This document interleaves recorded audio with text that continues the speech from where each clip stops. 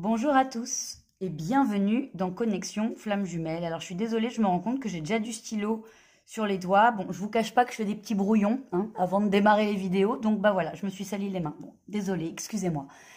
Alors je vous retrouve justement aujourd'hui pour vous proposer une vidéo d'approfondissement.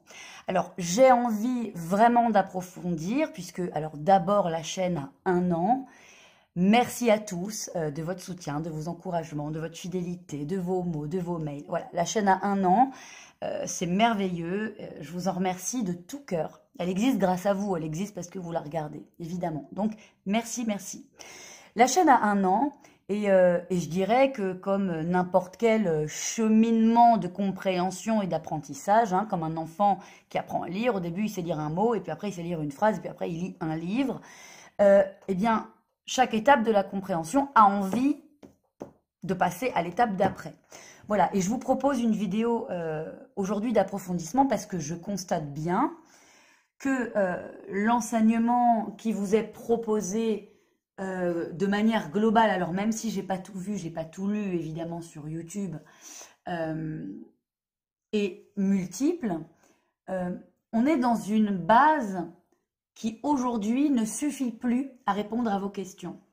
Yin, Yang, Runner, Chaser, ces espèces de 2 grandes familles, c'est quelque chose qui est une magnifique, une grande et une riche porte d'entrée, comme lorsqu'on apprend l'alphabet, la méthode syllabique, quand vous étiez petit, vous vous rappelez, L plus A, ça fait la. Voilà, on comprend, on entre en matière.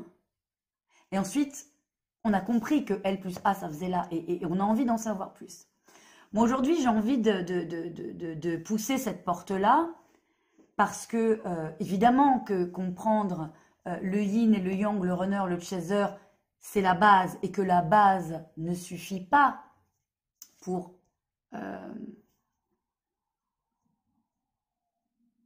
apprendre à lire plus vite, plus loin. Voilà, on a envie de connaître les autres combinaisons de lettres, on a envie de connaître les autres combinaisons de polarité, etc., etc. Donc, je vais revenir sur la base, et puis non pas l'effacer ou la renier, mais l'approfondir.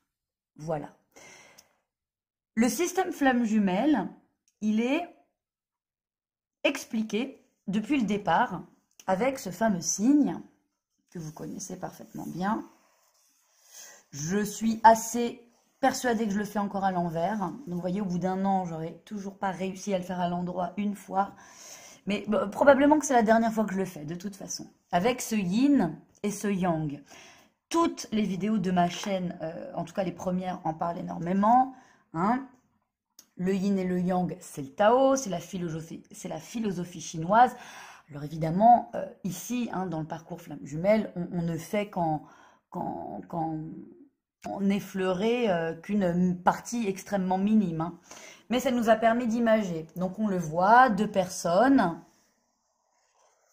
On va pas parler de yin et de yang, d'accord? On va extrapoler.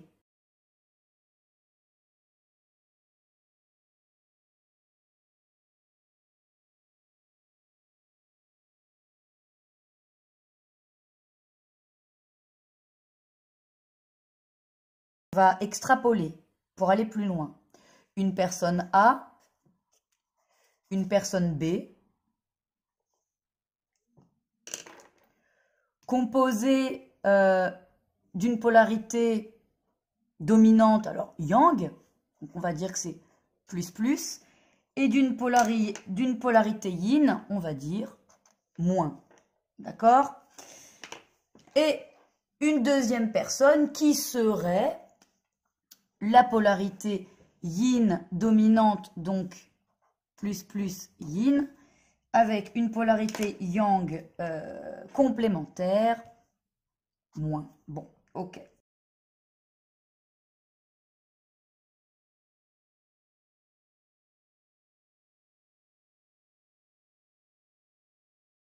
Donc, finalement, on voit bien que cette histoire du yin et du yang, c'est une manière simple, puisque c'est extrêmement visuel déjà, et c'est extrêmement compréhensible hein, en termes de la composition principale et la composition complémentaire de deux familles de personnalités, hein, globalement. On vous propose, avec l'image et le yang, ce qu'on a toujours appelé jusqu'à présent deux polarités. Est-ce que vous voyez? Oui. Aujourd'hui, on va retirer ce vocabulaire et au lieu de parler de deux polarités, moi j'ai envie d'utiliser le terme de personnalité. À tout de suite, c'est autre chose. Parce que vous allez me dire, et vous aurez raison, mais dans la vie, il n'y a pas que deux grandes familles de personnalités. Hein. Il n'y a pas les timides et les extravertis. Il n'y a pas les gentils et les méchants. Il n'y a pas... bon, vous avez compris, je ne vais pas vous sortir 50 exemples. Et là où en plus on s'est rajouté une deuxième dualité, c'est qu'on a dit ces deux polarités, ça donne un profil runner et un profil chaser. C'est-à-dire qu'on a dit que ces deux polarités, ces deux personnalités, ils engendrent des comportements plutôt fuyants et des comportements plutôt contrôlants, on va éviter parce que là aussi il y a du contrôle, engageants. Hein. Voilà. Je rappelle, juste je fais une parenthèse très courte, c'est pour ça qu'on va faire exploser cette terminologie pour en avoir une beaucoup plus fine. Chaser, runner, c'est de l'anglais, hein, donc c'est important la linguistique, c'est des mots qui existent et qui veulent dire le chasseur ou le coureur. Donc vous voyez bien que ce sont des mots qui impliquent une idée d'action, une idée de mouvement. Hein, donc ça va être la manière dont j'agis en fonction de ma personnalité. D'accord?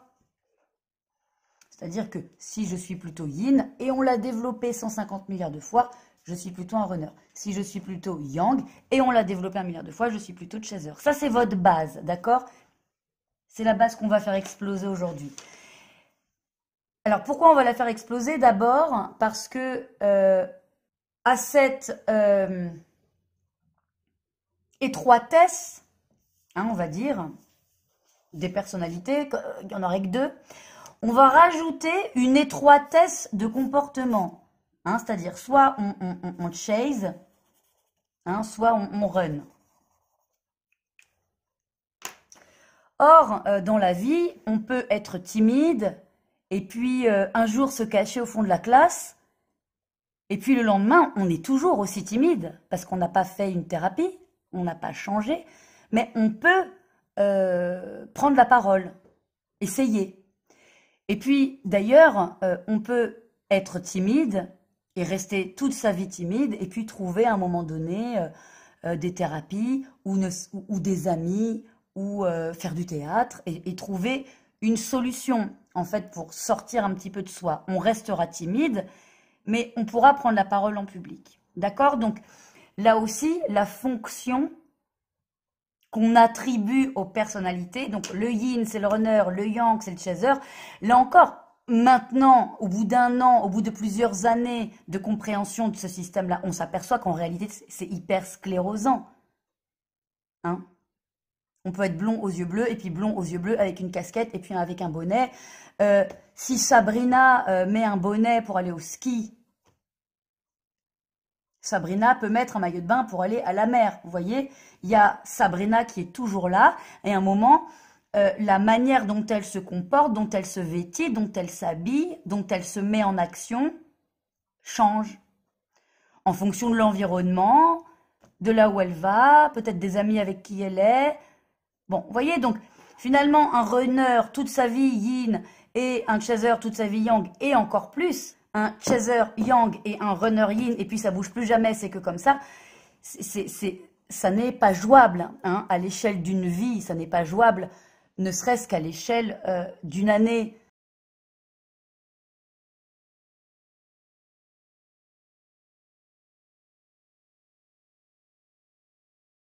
On change, on bouge, on évolue. tout bouge tout le temps. Il n'y a pas plus riche, il n'y a pas plus mouvant que la vie, que les rencontres, etc. Et puis, surtout, je vais reprendre mes A+, et mes B-. Ce qu'on a dit tout à l'heure, c'est qu'on a basé cet enseignement flamme jumelle sur un A++- et un B-, mais dans votre vie, vous avez bien compris que on a tout à fait le droit d'être A++++, et puis 3-, ou alors on peut gérer juste un B avec 2- et 1+. Enfin, vous voyez, il n'y a pas de règle. Je vais vous donner un exemple. Enfin, il n'y a pas deux familles de personnalités. Il n'y a ni que deux familles de personnalités dans la vie, ni que deux grandes manières d'agir. Là aussi, je fais une digression sur l'existence d'un probable chaser yang et d'un probable chaser yin, ou de runner yang. Bien sûr que oui. Bien sûr que oui. On ne peut pas croire une seule seconde que sur un parcours amoureux qui dure 1 an, 2 ans, 3 ans, 4 ans, 5 ans, on est deux personnes qui agissent de la même manière en permanence. Mais vous l'avez tous vécu. C'est ce que j'explique quand je parle du switch et du moment où finalement il y en a un qui va beaucoup mieux, qui n'a plus besoin d'être dans un comportement de dépendant et qui se met à changer, qui se met à moins vouloir l'autre. Celui qui n'en voulait pas au début et qui aujourd'hui est un peu en manque et se rend compte et qui revient, il est plus en train de courir, d'éviter. Enfin, vous voyez, il n'y a rien de plus multiple, de plus riche et de plus mouvant que l'interaction. Le lien de flamme jumelle, ça n'est rien d'autre qu'un système. Est-ce que vous voyez entre deux personnes? On l'a vu, une personne A, une personne B, qui donne lieu à un système. D'accord? Une personne A bleue, une personne B bleue et un système bleu. Tant que les deux personnes restent bleues, ne bougent pas, le système, il ne bouge pas. Mais quand il y en a un qui change, quand il y en a un qui avance, quand il y en a un qui évolue, et Dieu sait que dans la vie, on évolue, c'est l'histoire de la vie, de toute façon, à grande échelle et à petite. Si l'espèce peut évoluer, je vous renvoie au darwinisme, etc., on évolue également à notre micro-échelle, notre micro-dimension, tout au long de notre vie. Ne serait-ce que nos cellules vieillissent, ça ne vous aura pas échappé. En tout cas, moi, ça ne m'échappe pas. Donc, ça ne m'échappe pas quand je me regarde dans le miroir, évidemment. Donc, bref, tout ça pour dire qu'à un moment donné, cette personne A, bleue, je sais pas moi, elle va changer, elle va toujours garder sa personnalité de départ, celle qu'elle avait au début de la relation, mais elle peut changer, elle peut mettre un petit peu de vert. Et puis, tiens, peut-être qu'elle va faire une thérapie, elle aussi, ou peut-être qu'elle va se sentir bien, et puis elle va devenir A1. Bon, je sais pas, je donne un exemple. Puis le B, il n'a pas bougé. Si le A s'est rajouté un petit peu de vert, donc on imagine, il a vieilli, il a acquis des choses, du temps est passé, il a compris des trucs, donc il modifie un peu son comportement, du coup, le lien, il devient aussi un petit peu vert et un petit peu bleu. Du coup, est-ce que c'est le même? Non, c'est plus le même. Donc, votre lien de flamme jumelle du départ et votre lien de flamme jumelle de 3 mois après et votre lien de flamme jumelle de 6 mois après et de 1 an après et de 10 ans après, il a changé jusqu'au moment où on passe, si on a envie, par toutes les couleurs de l'arc-en-ciel.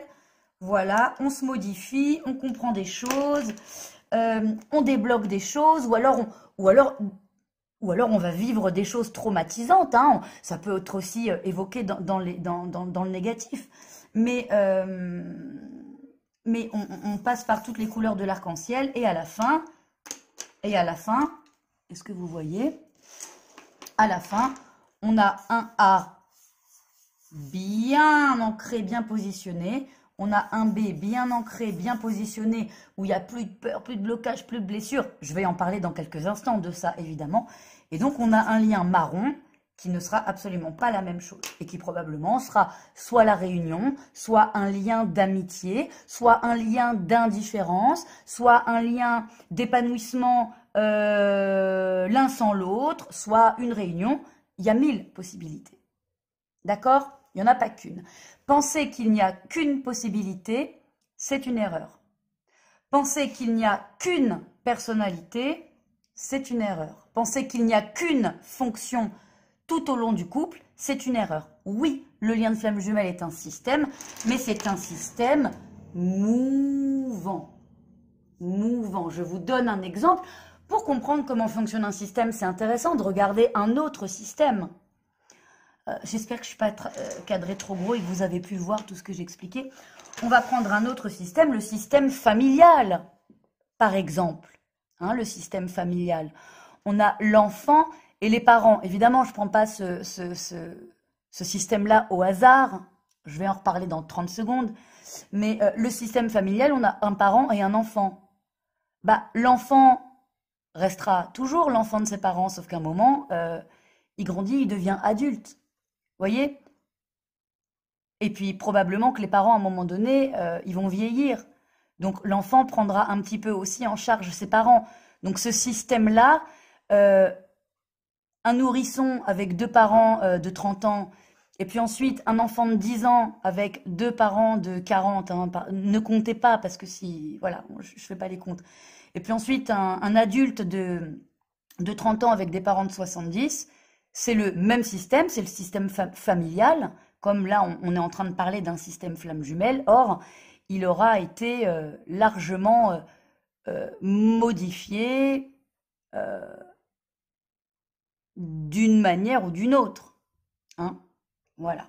Donc, globalement, ce que je veux dire, c'est que jusqu'à présent, on a toujours évoqué les choses avec la dualité, parce que finalement, plus la dialectique hein, que la dualité, mais finalement, c'est absolument formateur, la dialectique.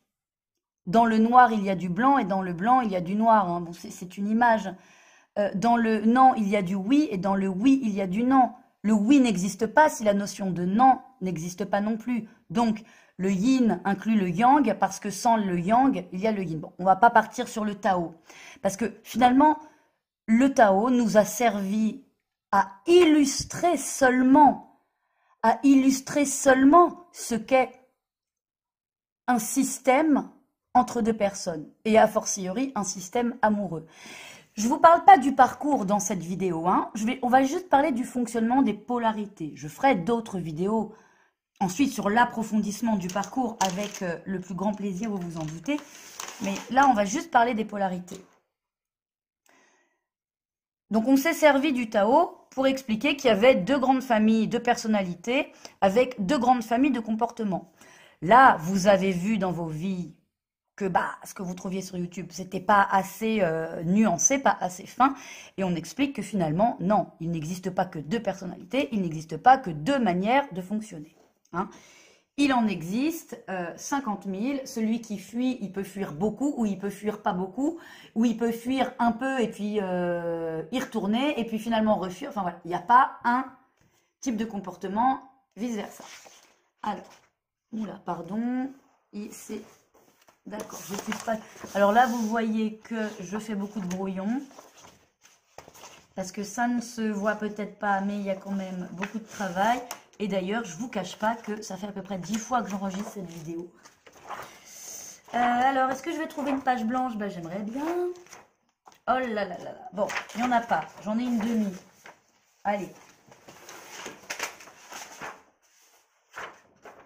Attendez, je vais couper. Voilà. Donc, on va reprendre ce fameux dessin qu'on a fait. Hein, on va le reprendre en dessin de base. Alors, on va arrêter de dire polarité. Hein, c'est moi qui l'ai dit, mais c'est moi qui continue à le faire. On va dire mon... on va dire mon être humain, mon humain. Donc, H numéro 1. D'accord?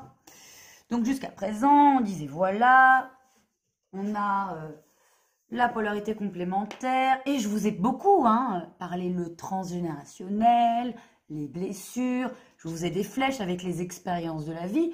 Finalement, tout ça, qu'est-ce que ça veut dire?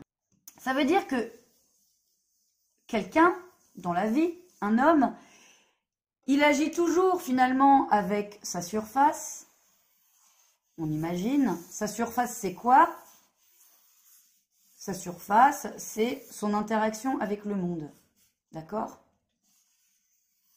C'est son interaction avec le monde qui engendre des décisions. On est d'accord? En fonction de telle situation, est-ce qu'aujourd'hui je prends le bus ou je prends mon vélo? Est-ce que je rappelle cette personne ou est-ce que je ne la rappelle pas? Est-ce que j'accepte ce travail ou pas? Est-ce que je mange ce gâteau plein de sucre ou pas? Voilà, hein, toutes les décisions, de la plus minime à la plus importante, ce sont des décisions qui sont en lien avec l'extérieur. Hein, et finalement, la manière de recevoir en soi l'extérieur, de traiter l'information extérieure, y compris celle d'un humain numéro 2, ou du travail, ou de la vie en général, hein, eh bien, ce qui me permet, l'appareil qui me permet de traiter l'extérieur, évidemment, c'est l'appareil physique, hein, on voit, on entend, mais ce qui me permet de traiter l'information, c'est l'appareil psychique. L'appareil psychique, on va l'appeler le conscient.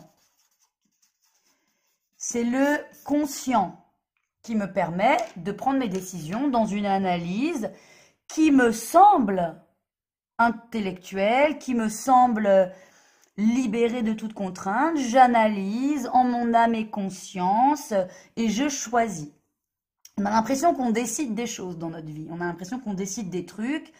On a l'impression qu'on décide de rappeler. On a l'impression qu'on décide de fuir. On a l'impression, notamment dans la relation amoureuse, hein, qu'on décide de s'engager, etc. Ou qu'on décide de ne pas s'engager, etc., etc. Bon, ça c'est le conscient. Alors, dans la vidéo sur la sexualité, je vous ai expliqué aussi, donc vous pouvez aller regarder, le conscient. Dans la psychanalyse, et là je vous renvoie à l'appareil psychique hein, qu'on peut trouver chez Freud, ça s'appelle le moi. C'est quoi le moi? Eh bien, c'est cette petite, c'est cet appareil, pardon, qui représente le conscient, qui dit, bah voilà, moi j'évalue, je prends des décisions. J'évalue, je prends des décisions. Je crois que je prends des décisions en fonction des événements, mais en fait, c'est pas vrai. Je prends des décisions en fonction de ce que les événements génèrent comme émotion en moi. Une émotion agréable, désagréable, une émotion oppressante, une émotion libératrice, etc., etc. Finalement, le moi, il gère l'extérieur, l'élément extérieur, mais vous, consciemment, vous pensez que ça s'arrête là, mais il gère aussi quelque chose qui bataille, qui est violent pour nous, qui est violent, hein, c'est ça le siège des blessures, c'est ça le siège des traumatismes, l'inconscient. L'inconscient. Et l'inconscient, il est composé de quoi? Il est composé du surmoi et du ça. Je vais aller très rapidement, parce que je l'ai expliqué beaucoup plus longuement dans la vidéo sur la sexualité, hein, dans laquelle on lâche complètement prise. Et l'inconscient agit beaucoup hein, dans la sexualité.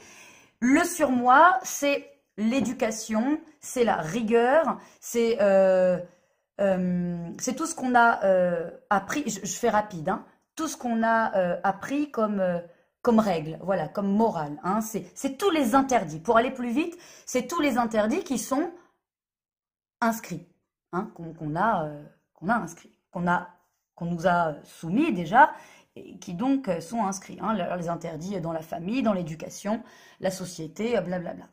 Et le ça, c'est notre partie instinctive, on pourrait même appeler ça la partie animale, voilà, qui doit absolument être domptée, parce que sinon, c'est l'état de nature, quoi. Sinon, c'est la loi du plus fort, c'est voilà, c'est quelque chose qui n'est absolument pas compatible avec la société. D'ailleurs, les gens qui obéissent à leur ça sont considérés dans la vie aujourd'hui comme des criminels. Hein. Les gens qui tuent, les gens qui agressent, les gens qui violent, les gens qui violentent, les gens qui font de l'exhibitionnisme. Enfin voilà, bon, il y a tout un truc autour de la pulsion. Bref, vous avez compris. Donc, quand on prend une décision, de la plus minime à la plus grande, c'est parce que à l'intérieur de soi, On ne s'en rend pas compte parce que ça va très très vite. Peut-être même parfois comme un réflexe. À l'intérieur de soi, il y a une bataille entre les interdits, les pulsions, et cette espèce de petite police qui s'appelle le conscient qui doit aussi gérer ce qui se passe à l'extérieur. Bref, on est une espèce quand même de machine psychique intérieure extrêmement complexe. Alors on comprend bien que un yin, un yang qui donne un chaser et un runner, ça suffit plus. Ça suffit plus. Parce qu'évidemment, ça, votre organisation consciente et inconsciente, ça s'appelle la psyché, ça s'appelle l'esprit, et on peut même pousser le bouchon en disant ça s'appelle l'âme. Quand on vous parle de karma, le karmique, oui, c'est ce qui compose notre âme, notre substance invisible, émotionnelle, psychique, énergétique, blablabla. Eh bien, on voit bien que ça, au même titre que vous avez une empreinte digitale physique unique, cette empreinte, cette psyché, c'est votre carte d'identité émotionnelle unique. Alors, à la différence de votre empreinte digitale, toute la vie, ça change. Alors, on va pousser encore un petit peu plus loin.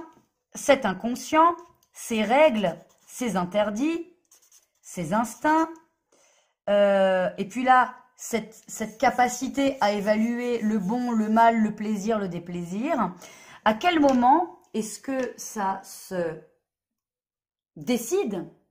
À quel moment est-ce que ça se programme? Parce que on peut tout à fait parler de programmation. Moi, ceux qui m'ont consulté le savent, j'appelle ça le logiciel. Ce logiciel, voilà, ses interdits, ses pulsions, et ensuite cette adaptation de la vie de tous les jours, elle est créée à quel moment? Eh bien, on imagine qu'en tant que bébé, quand vous naissez, là encore, c'est pas moi qui l'invente, c'est la psychanalyse. Quand vous naissez, on imagine que vous êtes une page vierge. Ou alors vous avez, parce qu'il y a un deuxième pan de la spiritualité qui dit qu'on a l'omniscience, qu'on connaît tout. Et que donc on oublie à la naissance. Et du coup, toute sa vie, il faudra aller se rappeler de sa connaissance absolue. Bon, ce qui est assez juste d'ailleurs. Mais en tout cas, d'un point de vue beaucoup plus pragmatique, vous avez compris que j'avais abandonné toute spiritualité excessive, voire même minimum dans cette vidéo. C'est pragmatique de chez rationnel, de chez voilà. Eh bien, à ce moment-là, quand on est tout petit, on est comme une page blanche, comme un disque dur vide. Et c'est tous les programmes qui seront insérés dans notre disquette entre 1 et 6 ans, qui seront notre logiciel de départ. Alors, quand on dit entre 1 et 6 ans, il faut être un peu souple, ça peut durer jusqu'à 10, et puis il peut y avoir évidemment ensuite tout au long de la vie des traumatismes qui viendront se rajouter comme un virus dans le disque dur ou dans le logiciel. Pardon si j'ai des bêtises informatiques, pour les puristes de l'informatique. Qu'est-ce que ça veut dire? Ça veut dire que finalement, c'est les expériences originelles qui nous constituent, qui vont venir être rejouées en permanence. C'est ce qu'on appelle faire des mauvais choix, c'est-à-dire que on doit choisir un truc, mais on s'aperçoit que ce qui est bon pour nous, on ne le fait pas. Pourquoi? Parce que ça nous renvoie à des choix qu'on ne fait pas, parce que c'est notre logiciel. Alors, je vais vous donner un exemple. Quand, par exemple, on est une femme et qu'on a eu un père abandonnique, un père absent ou un père qui est parti ou qui est mort ou peu importe, et qu'on a cette blessure de l'abandon, il y a de fortes chances que dans sa vie, plus tard, on tombe amoureuse soit d'hommes qui sont absents, donc soit d'hommes déjà mariés, soit d'hommes fuyants, qui vont nous quitter ou qui vont nous tromper, voilà. Parce que finalement, le logiciel d'attachement, le logiciel de l'amour à l'homme premier, c'est cette sensation d'abandon. Donc finalement, c'est aussi ce dont on parle quand on parle de la loi de l'attraction, hein. On viendra manifester ce logiciel abandonnique. Quand on vous demande de vous guérir de la blessure d'abandon, c'est pas d'aller faire un soin énergétique, hein, c'est d'aller gérer l'ancrage de l'abandon et le détruire. Et c'est absolument possible. Et je vous le propose très très vite. Je vais vous expliquer à la fin de la vidéo. Et quand par exemple on est un homme, alors je termine parce que je me perds. Soit on va être avec des hommes, voilà, qui vont eux également nous abandonner, soit parce qu'on nourrit le logiciel, soit au contraire, on va opter pour un comportement dans lequel on va se protéger de cette douleur, de cette blessure, parce que le logiciel, il aura refoulé un petit peu cette sensation d'abandon qui est extrêmement violente. Et à ce moment-là, on sera justement dans une relation extrêmement fusionnelle où on sera quelqu'un d'extrêmement jaloux, de très contrôlant et peut-être même un petit peu de manipulateur parce qu'on refusera de revivre l'abandon premier. Vous voyez, donc déjà, je vous évoque une seule blessure, la blessure de l'abandon, qui peut être inculquée de manière multiple et qui peut se rejouer ensuite dans la vie de manière multiple, soit en nourrissant des abandons envers soi, soit en abandonnant nous-mêmes, c'est un peu pareil, soit en allant chercher à maîtriser totalement l'autre pour qu'il ne nous abandonne jamais. Bref, là encore, on a 50 milliards de manières d'agir avec une même blessure. Bref, donc on a compris la pluralité de tout le monde. Allez, je vais faire une deuxième blessure, le rejet, hein, puisque on est sur les flammes jumelles. Eh bien, si je suis un homme ou une femme, hein, qui a eu une mère, par exemple, extrêmement exigeante, une éducation très stricte, avec de l'amour certainement, mais peu de démonstration et beaucoup d'exigences de mes parents, eh bien, j'ai dû développer très très tôt une autonomie. Et cette autonomie, c'est quelque chose qui m'a obligée à me blinder et à ne plus réclamer de l'amour. Voilà, c'est la blessure du rejet. J'ai été rejetée par les gens qui devaient m'en apporter. Alors, qu'est-ce qui se passe? Eh bien, dans ma vie, vous avez bien compris que je fais des traits très très grossiers, hein.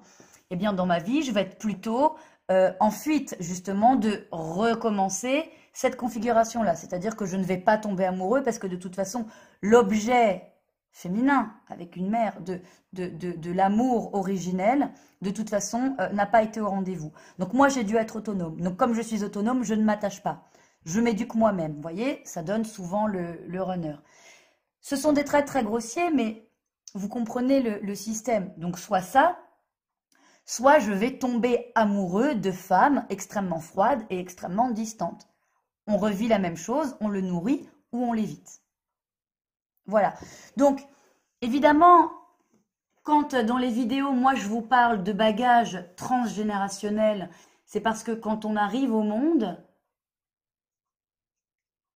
c'est nos parents qui vont tout nous transmettre. Mais eux, ils vont nous transmettre qui ils sont. Et qui ils sont, eh bien, c'est aussi ça. Avec eux-mêmes, ce qu'ils ont reçu de leurs propres parents, et de leurs propres parents, et des arrière-grands-parents. Vous le voyez, on a des configurations de secrets de famille où on s'aperçoit que c'est souvent la 4e ou la 3e génération qui fait péter le truc. Et que le secret de famille, vous voyez, il s'est refilé, mais c'est l'inconscient. C'est l'inconscient. C'est ça le transgénérationnel. C'est ce qu'on hérite comme dans la lignée familiale de traumas et qui viennent se loger dans l'inconscient. Quand on parle de l'inconscient collectif, là je vous parle de l'inconscient familial, mais c'est l'inconscient à titre individuel. Donc dans un lien de flamme jumelle ou un lien amoureux absolument classique, quand deux inconscients se rencontrent, on croit que c'est notre conscient qui décide, mais donc vous avez bien compris qu'on ne décide pas grand-chose. Qu'est-ce qu'on vient toujours rejouer ou éviter notre logiciel, eh bien, ça ne peut pas donner une solution unique. Donc là encore, YouTube, c'est génial pour comprendre, mais votre situation individuelle, elle ne peut être analysée, diagnostiquée, traitée que par le biais de votre récit individuel et de votre système individuel. Il y a des grands courants. Vous voyez, je vous l'ai dit, on a la blessure d'abandon, bah, globalement, on a deux manières. Mais là encore, c'est réducteur. Quand je vous dis globalement, on a deux manières. Là encore, je réduis. Vous ne pouvez pas, si vous souffrez, parce que si tout est ok, bah, tout va bien, mais vous ne pouvez pas vous passer d'une compréhension personnelle de votre système à vous avec votre jumeau.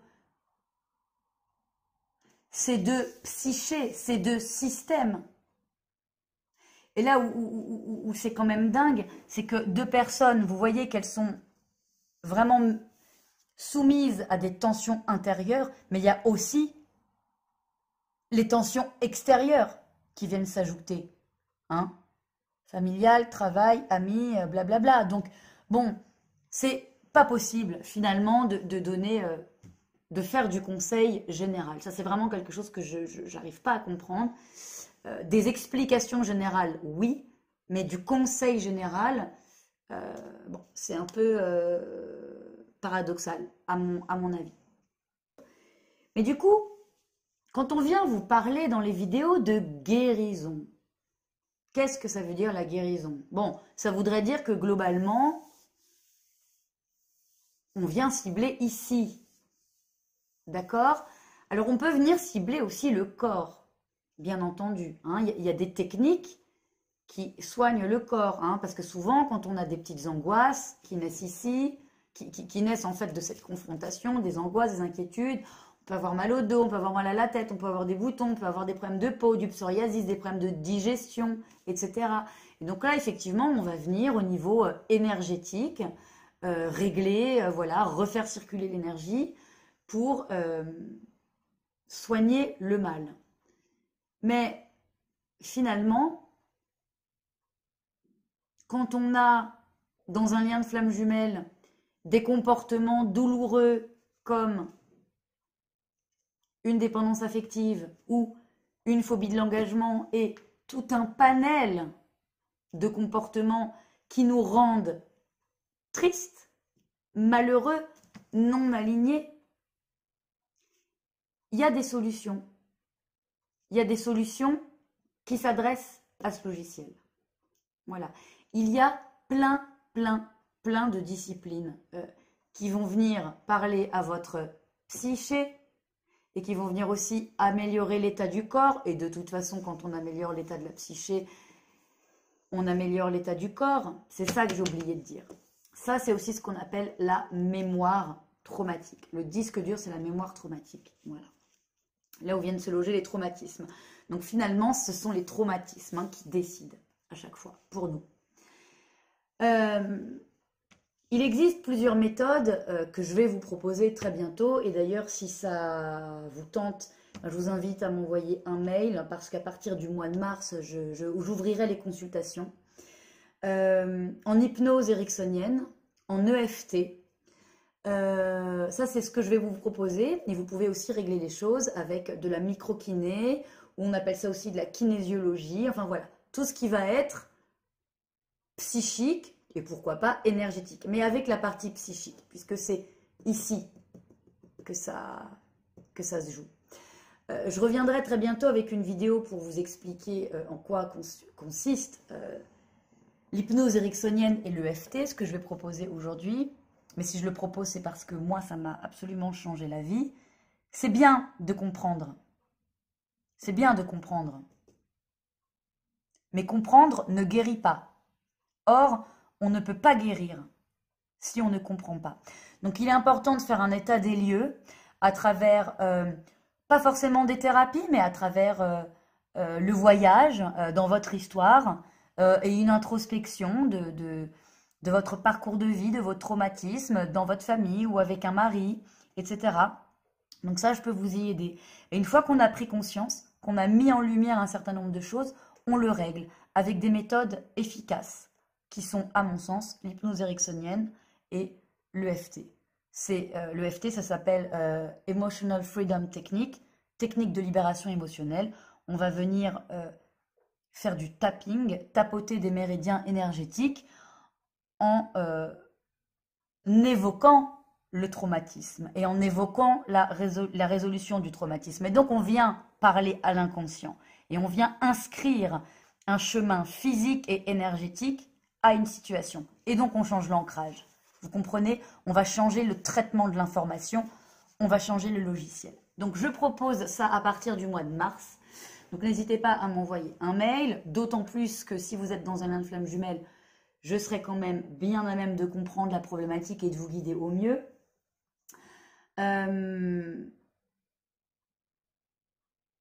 C'est pourquoi je n'accroche pas avec toutes ces histoires de régression karmique parce que finalement, aller réveiller les choses qui n'existent pas ou dont on ne connaît pas vraiment l'origine et qu'on ne peut pas vérifier, je trouve que c'est beaucoup plus déstabilisant et que ça rajoute de l'angoisse. Alors qu'en allant chercher dans son histoire, dans son programme, voilà comment on m'a appris à vivre, comment on m'a appris à ressentir, comment on m'a appris à gérer mes émotions, comment on m'a appris à les éviter, comment on m'a aimé, comment on m'a mal aimé, comment on m'a trop aimé, comment on m'a pas assez aimé, etc., etc. Eh bien, ça permet de corriger les choses et de faire évoluer le lien. Puisque j'ai balancé mon carnet, mais si vous êtes A et que vous voulez devenir A1 pour changer le système avec B et qu'il devienne B1 et que vous puissiez être ensemble, bah, il faut changer le logiciel. Voilà. Donc, c'était un approfondissement, je sais qu'il est dense, j'espère qu'il est clair parce que bon, moi-même, je sais que je parle vite et peut-être que du coup, c'est pas très clair ce que je veux vous dire.